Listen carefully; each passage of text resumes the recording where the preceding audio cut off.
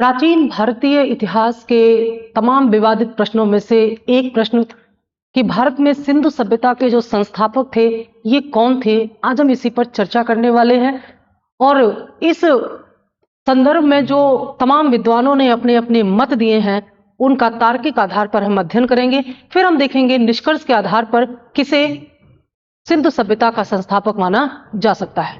सिंधु सभ्यता भारतीय इतिहास की ही नहीं, तत्कालीन समय में जितनी भी समकालीन जो अन्य सभ्यताएं थी, जैसे मिस्र की सभ्यता, जैसे मेसोपोटामिया की सुमेरियन सभ्यता और चीन की सभ्यता, ये सभी सभ्यताएं सिंधु सभ्यता की समकालीन थी।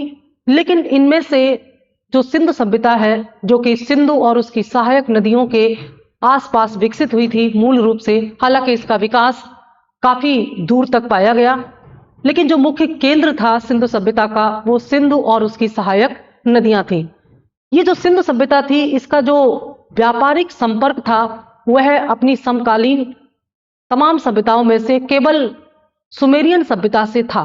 सुमेरियन सभ्यता मेसोपोटामिया की सभ्यता के नाम से भी इसको हम जानते हैं। तो आज तर्कों के आधार पर हम देखेंगे कि भारत में जो सिंधु सभ्यता है इसके संस्थापक कौन थे और ये कहां से आए। इतिहासकारों के अलग अलग मत हैं, तो तर्क के आधार पर हम ये जानने का प्रयास करेंगे। देखिए, सिंधु सभ्यता की खुदाई से संबंधित जो शुरुआत है वो हड़प्पा से हुई, इसीलिए इसको हम हड़प्पा संस्कृति के नाम से भी जानते हैं।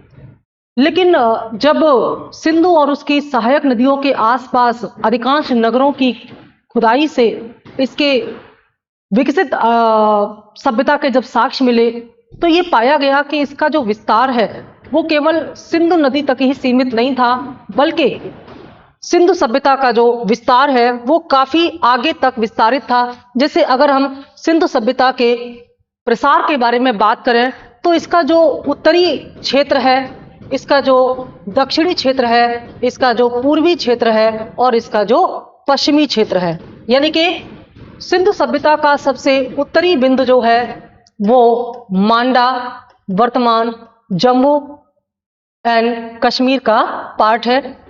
साउदर्न पार्ट जो इसका है वो है दायमाबाद। दायमाबाद महाराष्ट्र में पड़ता है, महाराष्ट्र में पड़ता है। ईस्टर्न पार्ट जो इसका था वो था आलमगीरपुर। आलमगीरपुर जो है वर्तमान मेरठ उत्तर प्रदेश में स्थित है और इसका जो पश्चिमी बिंदु है वो सूतकांगेडोर। तो एक व्यापक सूतकांगेडोर जो है मकरान तट अफगानिस्तान के समीप यहाँ पर पड़ता था। एक व्यापक क्षेत्र में विस्तारित इस सिंधु सभ्यता को हम केवल सिंधु सभ्यता नहीं कह सकते, क्योंकि इसका विस्तार केवल सिंधु नदी के आसपास नहीं बल्कि काफी दूर तक जाकर के हुआ है, इसीलिए इसे हड़प्पा सभ्यता के नाम से ही जानना उचित होगा। इस बारे में हम पिछली वीडियो में भी बात कर चुके हैं। आज हम देखेंगे कि इस सभ्यता की जो खुदाई हुई, इससे संबंधित जो पुरातात्विक साक्ष्य मिले हैं, उन साक्ष्यों से ये पता चलता है कि सिंधु सभ्यता कितनी विकसित थी। इसकी जो नगर नियोजन की व्यवस्था है, इसका जो प्रशासनिक सिस्टम रहा होगा, इनकी जो मान्यताएं हैं और नगरों का जो स्वरूप है, निश्चित तौर पर हमें ये मानने के लिए मजबूर करता है कि यह एक व्यवस्थित सभ्यता थी जिसका स्वरूप नगरीय था और इसकी अर्थव्यवस्था का मूल आधार व्यापार था, जिसमें भी बाह्य व्यापार बहुत ही विकसित स्थिति में रहा होगा। खुदाई से मिले साक्ष्यों से ये पता चलता है। तो यहां पर यह सवाल उठता है कि आखिर इस सभ्यता के संस्थापक कौन थे, किसने सिंधु सभ्यता की स्थापना की होगी। तो आप वीडियो के अंत तक बने रहें और आज तार्किक आधार पर आप ये जान पाएंगे कि आखिर इस सभ्यता की स्थापना किसने की होगी। बहुत सारे प्रश्न यहां से निकल के आए हैं, आगे जब हम अभ्यास करेंगे प्रश्नों का तो उन पर भी चर्चा करेंगे। विद्वानों के इस मामले में 4 मत हैं, यानी कि विद्वानों ने 4 प्रकार के मत दिए हैं सिंधु सभ्यता की स्थापना के संदर्भ में। पहला मत है सुमेरियन मत। सुमेरियन मत यह कहता है कि सुमेर सभ्यता के लोगों ने ही भारत में सिंधु सभ्यता की स्थापना की होगी। हम आगे देखेंगे इसके पक्ष में और विपक्ष में क्या मत हैं, क्या तर्क हैं हमारे पास, वे कौन से विद्वान हैं जो ये मानते हैं कि सुमेरियन सभ्यता ने ही भारत में सिंधु सभ्यता की स्थापना की होगी। सुमेरियन सभ्यता का विकास कहां हुआ था? इन्हें मेसोपोटामिया की सभ्यता भी कहते हैं। मेसोपोटामिया, मेसोपोटामिया का शाब्दिक अर्थ होता है दो नदियों के मध्य का स्थान। यानी कि ये जो सुमेरियन सभ्यता थी, यह उस समय जो दजला और फरात नदियां हैं वहां पर विकसित हुई थी। तो वर्तमान जो इराक है उसी स्थान पर सुमेरियन सभ्यता का विकास हुआ था और सिंधु सभ्यता का जो व्यापारिक संबंध था वो सुमेरियन सभ्यता से सीधे तौर पर था। तमाम लेखों में, सुमेरियन लेखों में हम पाते हैं कि इन्हें सिंधु सभ्यता की जानकारी थी। बहुत सारी सिंधुकालीन जो मोहरें हैं वे हमें प्राप्त होती हैं सुमेरियन सभ्यता में, और सुमेरियन सभ्यता की बहुत सारी वस्तुएं हमें भारत के सिंधु सभ्यता से प्राप्त होती हैं, भारतीय उपमहाद्वीप। तो पहला मत सुमेरियन मत है। दूसरा मत है विद्वानों का जो ये मानते हैं कि वैदिक आर्यों ने ही भारत में सिंधु सभ्यता की स्थापना की होगी। तो क्या है ये मत और क्या कहते हैं ये विद्वान, इसके पक्ष और विपक्ष में, उसकी हम बात करेंगे। तीसरा जो मत है इसके संदर्भ में वो ये कहता है कि जो द्रविड़ थे, जो भूमध्य सागरीय नरजातीय जो संरचना थी, मोहनजोदड़ो से मिले हुए नर कंकालों की, उनके आधार पर, उनकी भाषा के आधार पर इतिहासकार मानते हैं कि ये द्रविड़ियन थे और इन्हीं द्रविड़ों ने भारत में सिंधु सभ्यता की स्थापना की और ये द्रविड़ कोई और नहीं, भारत से ही संबंधित थे। चौथा मत जो सबसे ज्यादा मान्य है वो ये कहता है कि भारतीय उपमहाद्वीप में जो ताम्र पाषाण कालीन संस्कृतियां थी इन्हें हम प्राक हड़प्पन संस्कृति भी कह सकते हैं। प्राक हड़प्पन का मतलब है हड़प्पा से पहले की संस्कृतियां। इन्हीं ताम्र पाषाणिक संस्कृतियों ने के निरंतर विकास से भारत में सिंधु सभ्यता की स्थापना हुई। तो इन चारों मतों की तार्किक अध्ययन करके हम ये निर्णय निकालेंगे कि किसे भारत में सिंधु सभ्यता के संस्थापक के तौर पर स्वीकार किया जाना चाहिए। पहला मत है हमारे सामने सुमेरियन मत। मैंने आपको बताया कि सिंधु सभ्यता का सबसे ज्यादा जो संपर्क था वो सुमेरियन सभ्यता के साथ ही था। तो सबसे पहले प्रश्न हमसे पूछा जाता है कि कौन कौन से विद्वान हैं जो ये मानते हैं कि सुमेरियन लोगों ने सिंधु सभ्यता की स्थापना की होगी। दरअसल सिंधु सभ्यता एक विकसित सभ्यता थी और भारत की जो पहचान है वो सिंधु सभ्यता से जुड़ी हुई है। हम जब सिंधु सभ्यता की बात करते हैं तो हम ये कहते हैं कि भारत की पहली ज्ञात सभ्यता कितनी विकसित थी। यह वास्तव में भारत के इतिहास को के सम्मान को बढ़ाने वाला पाठ है, तथ्य है। तो इसका श्रेय हर कोई लेना चाहता है, लेकिन तार्किक आधार पर हम ये सिद्ध करेंगे कि वास्तव में इसकी स्थापना किस प्रकार से हुई होगी, आखिर वे कौन लोग थे जिन्होंने इसकी स्थापना की। और ये बात तब और महत्वपूर्ण हो जाती है जब सिंधु सभ्यता के पतन के बाद भारत में स्थापित होने वाली वैदिक संस्कृति जो है वो ग्रामीण पृष्ठभूमि की थी, पशुचारण पर आधारित, घुमंतु कबीलाई जनजाति पर आधारित थी। तो हम कह सकते हैं कि भारत के प्राचीन इतिहास में जो पहली सभ्यता के साक्ष्य मिले हैं वो विकसित थी, नगरीय थी, और उसके बाद जो वैदिक संस्कृति है वो हम देखते हैं कि सिंधु सभ्यता की अपेक्षा आर्थिक रूप से पिछड़ी दिखाई देती है। इस पर भी आश्चर्य होता है। तो जॉन मार्शल, गार्डन चाइल्ड और मार्टिमर व्हीलर, ये तीन महत्वपूर्ण विद्वान ये मानते हैं कि सुमेरियन लोगों ने ही भारत में सिंधु सभ्यता की स्थापना की होगी और अपने पक्ष में ये बताते हैं कि सिंधु सभ्यता और सुमेरियन सभ्यता में कई सारी समानताएं थीं। तो क्या क्या समानता बताई गई हैं?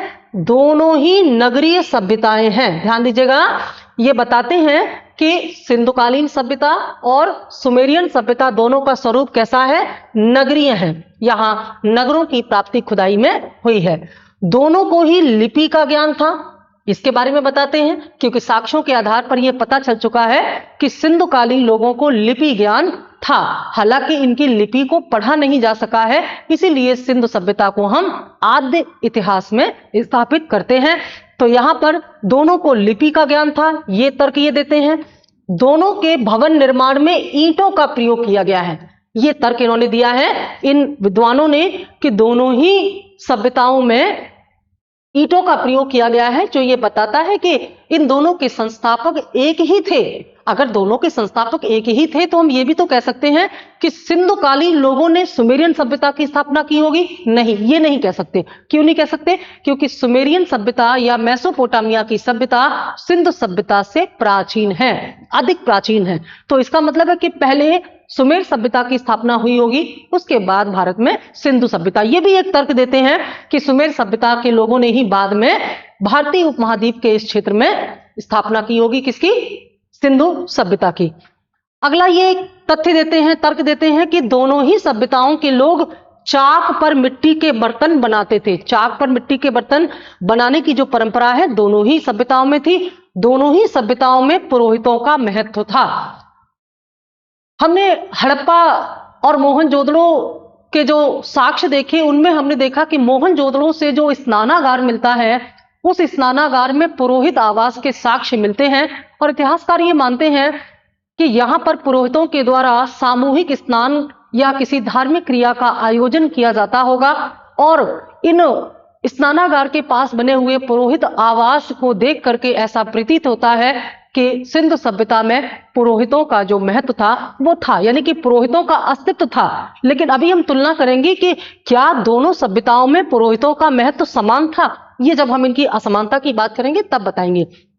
फिलहाल यहां पर जानिए कि ये जो समर्थक हैं इनके, ये कहते हैं कि दोनों ही सभ्यताओं में पुरोहितों का महत्व था, इसलिए भी इनका तर्क मजबूत होता है। आखिरी में ये कहते हैं कि दोनों सभ्यताएं तांबे और कांसे का प्रयोग करती थीं। हमने देखा कि सिंधु सभ्यता में कांसे का बहुतायत में प्रयोग किया जाता था, इसीलिए इसे कांस्य युगीन सभ्यता भी कहा जाता है। और कुछ चीजें यहाँ सिंधु सभ्यता में बहुत जरूरी है जानना, जैसे यह कांस्य युगीन सभ्यता थी, यह पहली नगरीय सभ्यता थी, यानी कि भारतीय उपमहाद्वीप में या भारत में पहली बार नगरों का जो अस्तित्व है वो सिंधु सभ्यता में ही पाया गया। इसके अलावा हम देखते हैं कि ये लोग शिवलिंग की पूजा किया करते थे, तो शिव या आद्य शिव की सबसे पहले पूजा करने का प्रमाण भी सिंधु सभ्यता से ही मिलता है। और भारत में मूर्ति पूजा का प्रथम प्रमाण भी हमें यहीं से सिंधु सभ्यता से ही मिलता है। ये बातें बहुत महत्वपूर्ण है, ठीक है। अब हम देखते हैं कि इनमें क्या समानताएं थी, यानी कि ऐसे लोग जो ये कहते हैं कि नहीं, सुमेर सभ्यता के लोगों ने सिंधु सभ्यता की स्थापना नहीं की होगी, वे क्या कहते हैं? वे कहते हैं कि दोनों सभ्यताओं के बीच में असमानताएं भी हैं। क्या क्या असमानताएं हैं? पहली है कि लिपि में अक्षर की असमानता। ये कहते हैं कि दोनों ही सभ्यताओं को यद्यपि लिपि का ज्ञान था, ये बात बिल्कुल सही है, लेकिन दोनों की लिपियों में एक तो अक्षर के नंबर अलग अलग है। यहां पर आपको तथ्य हम बता दें कि सुमेर सभ्यता में जो उनकी लिपि थी उसमें जो अक्षर थे वे 900 अक्षर थे, जबकि सिंधुकालीन लिपि में 400 अक्षर पाए गए हैं।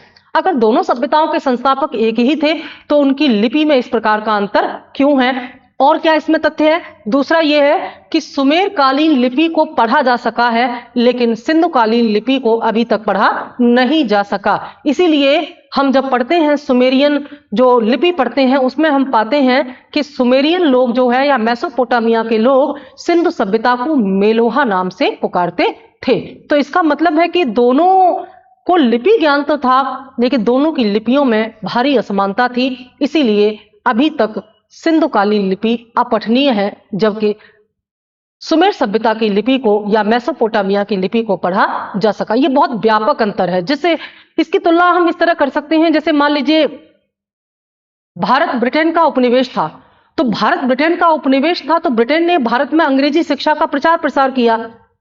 इस बात का हम ये प्रमाण कह सकते हैं कि अंग्रेजी भाषा की या अंग्रेजी जो स्क्रिप्ट है, लिपि है, उसमें समानता है, यानी कि जिन शब्दों के उच्चारण या जिन शब्दों की स्पेलिंग ब्रिटेन में जो है वही भारत में होगी। ऐसा तो है नहीं कि भारत में इंग्लिश किसी और प्रकार से हो और ब्रिटेन में इंग्लिश किसी और प्रकार से हो, ऐसा नहीं हो सकता। तो इस आधार पर हम कह सकते हैं कि अगर भारत ब्रिटेन का उपनिवेश था तो दोनों देशों की जो इंग्लिश की लिपि है वो समान है, लेकिन वो चीज यहां पर फिट नहीं बैठती। अगर सुमेरियन लोग भारत के सिंधु सभ्यता के संस्थापक थे तो दोनों में समान लिपि होनी चाहिए थी, जो कि नहीं है। तो लिपि में असमानता बहुत बड़ा प्रमाण है इस बात का कि सुमेरियन सभ्यता के लोगों ने सिंधु सभ्यता की स्थापना नहीं की थी।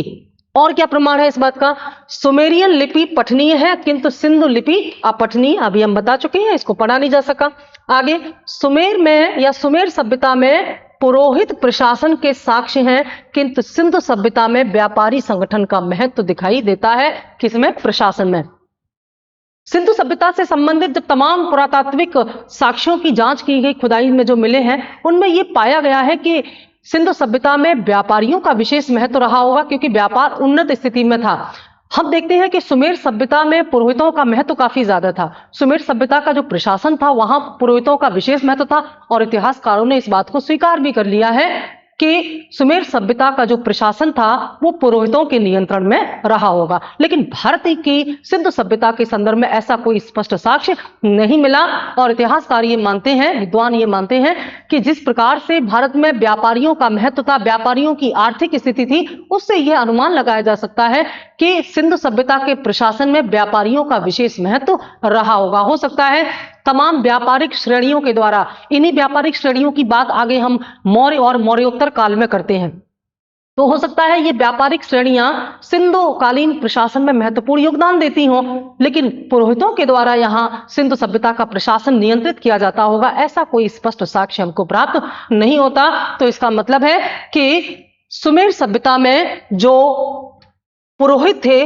वे प्रशासन का नियंत्रण संभालते थे, जबकि सिंधु सभ्यता में व्यापारी संगठनों का प्रशासन में विशेष योगदान दिखाई देता है। यह भी एक अंतर है दोनों में। आगे है, सिंधु सभ्यता अधिक व्यवस्थित थी। यह बहुत महत्वपूर्ण है। व्यवस्थित किस मामले में थी? अगर कभी प्रश्न आए कि सिंधु सभ्यता की सबसे मुख्य विशेषता क्या थी, तो मुख्य विशेषता थी नगर नियोजन।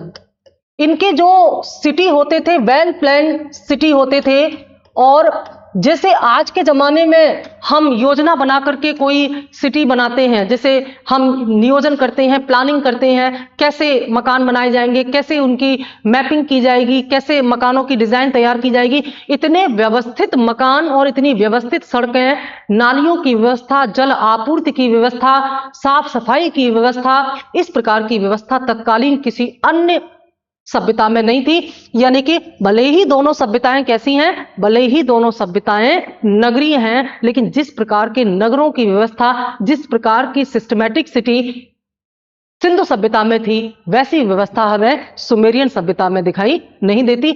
आधुनिक जो व्यवस्था है हम उससे इसकी तुलना कर सकते हैं। हम देखते हैं कि किस प्रकार से सिंधुकालीन नगर जो है वो व्यवस्थित रूप से गली, सड़क, नाले, ढकी हुई नालियां, एकदम पकी हुई मिट्टी से बने हुए पूरे घर, हर घर में कुएं, मोहनजोदड़ो के प्रत्येक घर में कुएं मिलते हैं।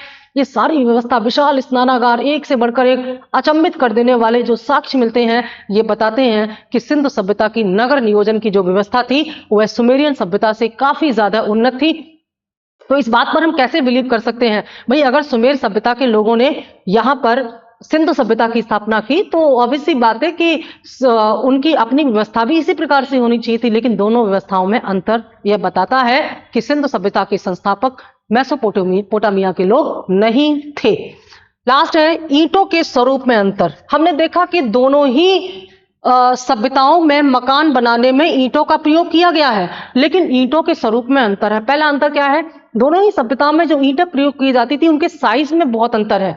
जो सिंधुकालीन ईंटें थी वो काफी बड़ी थी, जबकि सुमेरियन ईंटें उतनी बड़ी नहीं थी। दूसरा अंतर यह है कि सिंधु सभ्यता में पकी हुई ईंटों का प्रयोग बहुत नाम मात्र के लिए किया गया है। सुमेर सभ्यता में पकी हुई ईंटों का प्रयोग नाम मात्र के लिए किया गया है। वहां कच्ची ईंटों का प्रयोग ज्यादा किया जाता था, लेकिन हड़प्पा और मोहनजोदड़ो के नगरों को देख करके आप स्पष्ट कह सकते हैं कि यहाँ की जो ईंटें हैं वे ज्यादा पकी हुई थी और अधिक मात्रा में पकी हुई ईंटों का प्रयोग किया गया था। तो ईंटों के स्वरूप में अंतर भी यह बताता है कि सिंधुकालीन सभ्यता की स्थापना सुमेरियन सभ्यता के लोगों ने नहीं की थी। बहुत ही स्ट्रॉन्ग यहाँ पर फैक्ट है, इनसे हम ये साबित कर सकते हैं। अब दूसरा जो मत है कि वैदिक आर्यों ने सिंधु सभ्यता की स्थापना की होगी। वैदिक आर्य कौन थे? वैदिक आर्य वे थे जिन्होंने भारत में वैदिक संस्कृति की स्थापना की। और ये 1500 ईसा पूर्व से लेकर के 600 ईसा पूर्व के मध्य माना जाता है। यानी कि भारत में वैदिक संस्कृति का जो समय काल है, जो दो भागों में विभाजित किया गया है, ऋग्वैदिक काल और उत्तर वैदिक काल। तो इसका जो पूरा समय है उसको हम कह सकते हैं कि यह 1500 ईसा पूर्व से लेकर के 600 ईसा पूर्व के मध्य में विकसित होने वाली संस्कृति थी और इसकी स्थापना आर्यों ने की थी। आर्यों के संदर्भ में भी बड़ा विवादित प्रश्न है, उस पर आगे हम चर्चा करेंगे। तो फिलहाल ये जो विद्वान हैं जो ये मानते हैं कि वैदिक आर्यों ने ही भारत में सिंधु सभ्यता की स्थापना की, इनके नाम है टी.एन. रामचंद्रन, के.एन. शास्त्री और एस.आर. राव। ये मानते हैं कि जो वैदिक आर्य थे उन्होंने ही सिंधु सभ्यता की स्थापना की होगी। इसके बारे में ये कुछ तर्क देते हैं। तो तर्क में ये क्या बताते हैं?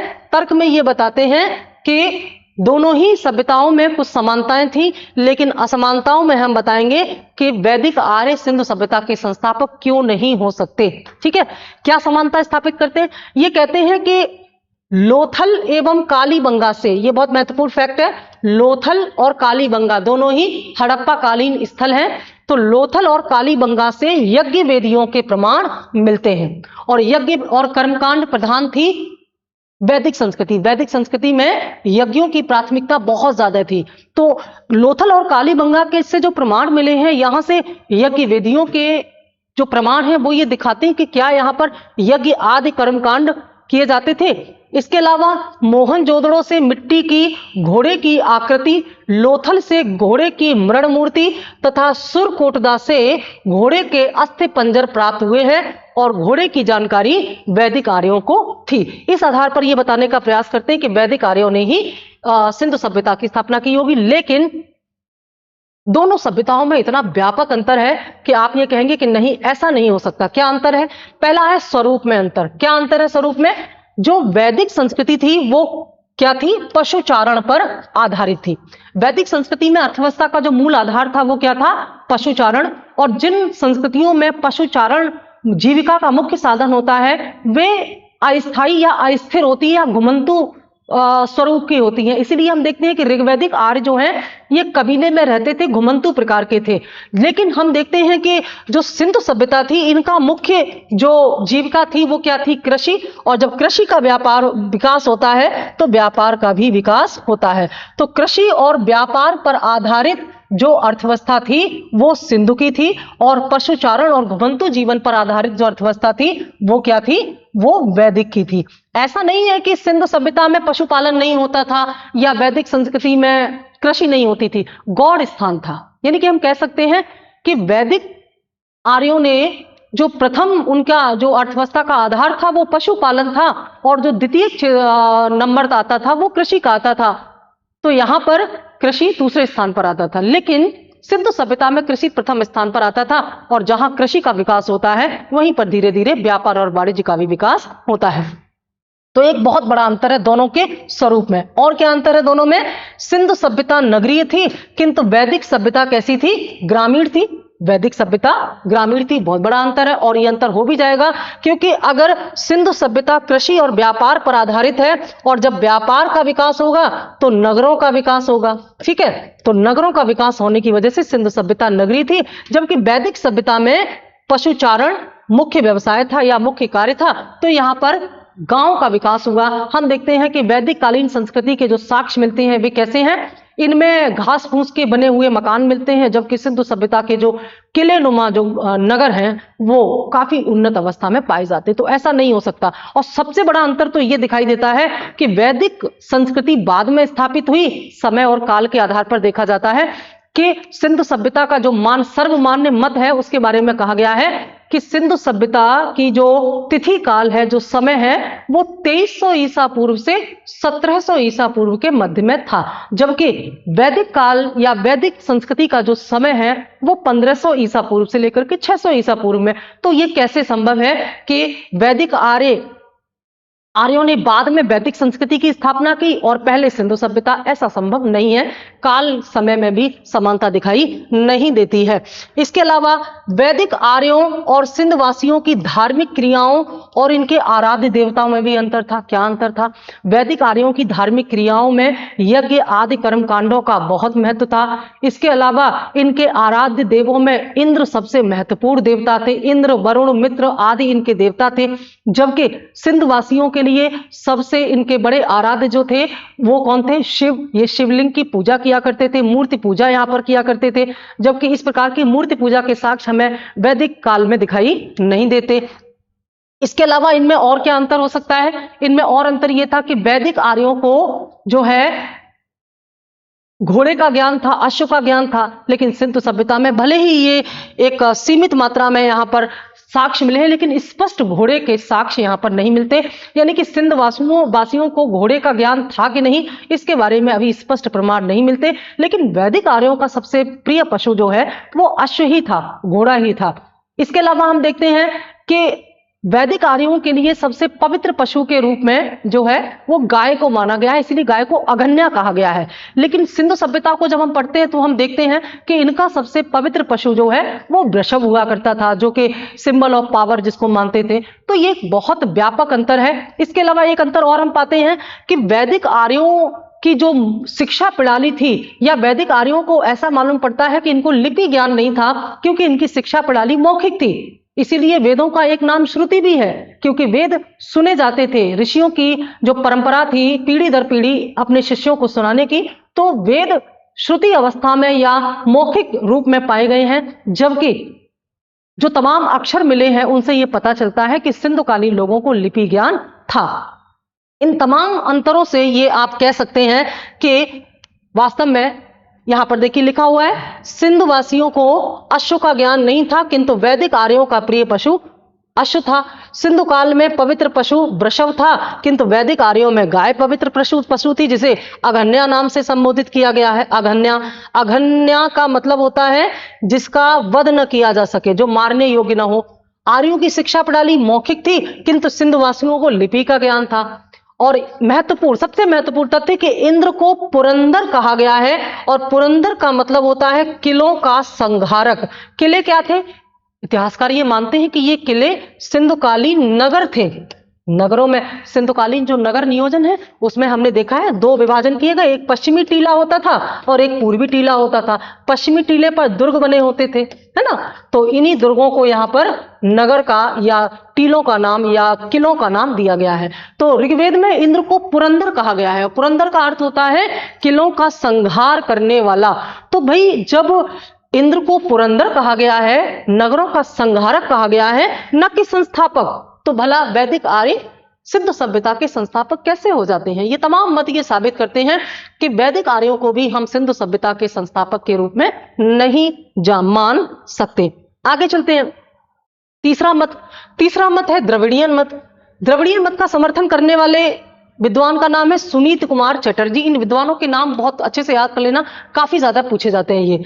सुनीत कुमार चटर्जी ने भाषा विज्ञान के आधार पर यह बताने का प्रयास किया है कि ये जो द्रविड़ थे, भारत के जो द्रविड़ थे, इन्होंने ही सिंधु सभ्यता की स्थापना की। इसके पक्ष में इन्होंने क्या मत दिए हैं? पहला मत इनका है कि मोहनजोदड़ो से जो नर कंकाल मिले हैं, मोहनजोदड़ो की जब खुदाई हुई, मोहनजोदाड़ो का मतलब ही होता है सिंधी भाषा में मृतकों का टीला, ठीक है। तो मोहनजोदाड़ो के इस मृतकों के टीले का मतलब है कि यहां पर बहुत सारे नर कंकाल एक स्थान पर मिले हैं। इन्हीं नरकंकालों के आधार पर तमाम इतिहासकार ये मानते हैं कि जो वैदिक आर्य थे उन्होंने सिंधु सभ्यता का पतन किया और एक साथ सामूहिक नरसंहार किया। शायद इसीलिए इंद्र को पुरंदर के नाम से संबोधित किया गया है। इसकी चर्चा हम करेंगे जब वैदिक काल को पढ़ेंगे। तो जो मोहनजोदड़ो से तमाम नर कंकाल मिले हैं, उन नर कंकालों की जांच करने के बाद पता चला कि अधिकांश जो इनमें नृजातीयता थी, नृजातीयता का मतलब होता है मानव की जो शारीरिक संरचना होती है, उस शारीरिक संरचना के आधार पर उसको अलग अलग नृजातीय वंश में रखा जाता है। तो अधिकांश जो नर कंकाल थे वे भूमध्य सागरीय थे, ठीक है। और इन भूमध्य सागरीय कंकालों की जो भाषा थी, यानी कि जो भूमध्य सागरीय लोग होते थे, इनकी जो भाषा थी वो द्रविड़ होती। तो ये सुनीत कुमार चटर्जी का ये कहना था कि अधिकांश नर कंकाल भूमध्य सागरीय थे। इसका मतलब है कि सिंधु सभ्यता के जो लोग थे उनमें भूमध्य सागरीय नरजातीयता के लोग काफी ज्यादा रहे होंगे। और क्योंकि इन भूमध्य सागरीय लोगों की जो भाषा होती है वो द्रविड़ होती है, और द्रविड़ भाषी लोग भारत में ही थे, दक्षिण भारत में, तो इन्हीं द्रविड़ भाषी लोगों ने, यानी कि द्रविड़ियन ने सिंधु सभ्यता की स्थापना की। और क्या कहते हैं, ये कहते हैं कि ऋग्वेद में वर्णित दास, दस्यु, अनार्य, ये सब द्रविड़ ही बोला करते थे। हम ऋग्वेद में देखते हैं ना कि जब आर्य भारत में आए, जब ऋग्वैदिक काल की स्थापना हुई तो आर्यों और अनार्यों के बीच में खूब सारे युद्ध होते हैं। तो ऐसा माना गया कि आर्य वो थे जो कि बाहर से आए थे, जिन्होंने आर्य संस्कृति की स्थापना की, और अनार्य वे थे जो पहले से भारत में रहते थे। तो ये मानते हैं सुनीत कुमार चटर्जी कि ये जो अनार्य हैं ये कोई और नहीं, ये यही द्रविड़ियन लोग हैं जिन्होंने सिंधु सभ्यता की स्थापना की। और जब इनका पतन हो गया तो उसके बाद जब आर्य आए तो उन्होंने इन अनार्यों के साथ युद्ध किया और बाद में आर्य संस्कृति की स्थापना की, है ना। तो इसके पीछे भी मत क्या है, इसके पीछे भी हम विपक्ष में मत क्या दे सकते हैं। सबसे बड़ी बात यह है कि अगर ये जो द्रविड़ियन थे, इन द्रविड़ियन ने अगर स्थापना की होगी सिंधु सभ्यता की, जिसमें कि इन्होंने भाषा को आधार बनाया है, इसका भी तर्क है। क्या तर्क है कि अगर भाषा के आधार पर हम ये निर्धारित करें कि इनकी स्थापना किसने की होगी, तो फिर जो सिंधु सभ्यता का सबसे पश्चिमी स्थल था अफगानिस्तान के नजदीक, अफगानिस्तान की जो ब्राह्मी भाषा थी उसका प्रभाव तो सिंधवासियों पर नहीं पड़ा, तो फिर द्रविड़ भाषा का प्रभाव क्यों पड़ा होगा। यानी कि हम ये नहीं कह सकते कि जो भूमध्य सागरीय लोग थे यहां पर नरजाति वाले, वे द्रविड़ भाषी रहे होंगे, इसका कोई स्पष्ट प्रमाण नहीं है। और फिर अगर हम ऐसा मान भी लें तो हम ये कैसे कह सकते हैं कि इन द्रविड़ भाषियों ने या द्रविड़ भाषा बोलने वाले लोगों ने जो सिंधु सभ्यता की स्थापना की वो जिस स्थान पर भौगोलिक प्रकार से की, उसमें भी संदेह व्यक्त होता है, क्योंकि दक्षिण भारत में इस प्रकार से सिंधु सभ्यता का विकास क्यों नहीं मिलता। ऐसा ही तर्क विद्वानों ने वैदिक काल के बारे में भी कहा है कि अगर वैदिक आर्य सिंधु सभ्यता के संस्थापक थे तो उत्तर में आर्यीकरण हुआ या उत्तर में इन्होंने आर्य संस्कृति की स्थापना की, दक्षिण भारत में क्यों नहीं की। तो ये सारे तर्क ये बताते हैं कि वास्तव में ना तो द्रविड़ियन और ना ही वैदिक आर्य, ये दोनों ही, और ना ही सुमेरियन, ये तीनों ही सिंधु सभ्यता के संस्थापक नहीं हो सकते। अब तक प्राप्त साक्ष्यों से ये स्पष्ट हो चुका है। अब आता है चौथा मत। चौथा मत क्या कहता है, भारतीय उपमहाद्वीपीय ताम्र पाषाणिक मत। ये कहते हैं कि जो भारतीय उपमहाद्वीप में वर्तमान कहां कहां तक जाता है, ये वर्तमान पाकिस्तान या पश्चिमोत्तर प्रांत जो भारत का है ये सब इसी में आ जाएगा। अफगानिस्तान तक लगी हुई इसकी, ईरान तक लगी हुई सीमाएं, ये सब भारतीय उपमहाद्वीप में आती हैं। तो ये कहते हैं कि भारतीय उपमहाद्वीप में जो ताम्र पाषाणिक मत संस्कृतियां थी, मैंने अपने पिछले वीडियो में आपको बताया है प्राचीन इतिहास के काल विभाजन में कि कैसे पाषाण काल, फिर उसके बाद ताम्र पाषाण काल, फिर ताम्र काल, और उसके बाद कांस्य काल, और उसके बाद लौह काल के रूप में भारत में अलग अलग संस्कृतियों का उदय हुआ। तो स्टुअर्ट पिगट और फेयर सर्विस तथा J.F. डेल्स ये विद्वान मानते हैं कि ये जो ताम्र पाषाणिक संस्कृतियां थी, ताम्र पाषाणिक संस्कृतियां कौन थी, वे लोग जिन्होंने तांबे और पत्थर दोनों के मिश्रित उपकरणों का प्रयोग किया, उन्हें ताम्र पाषाणिक संस्कृति के नाम से जाना गया। और इन्हीं ताम्र पाषाणिक संस्कृतियां जिनका स्वरूप कैसा था, ग्रामीण था, इन्हीं ताम्र पाषाणिक ग्रामीण संस्कृतियों ने धीरे धीरे निरंतर विकास करते हुए नगरीय सिंधुकालीन सभ्यता का स्वरूप धारण किया।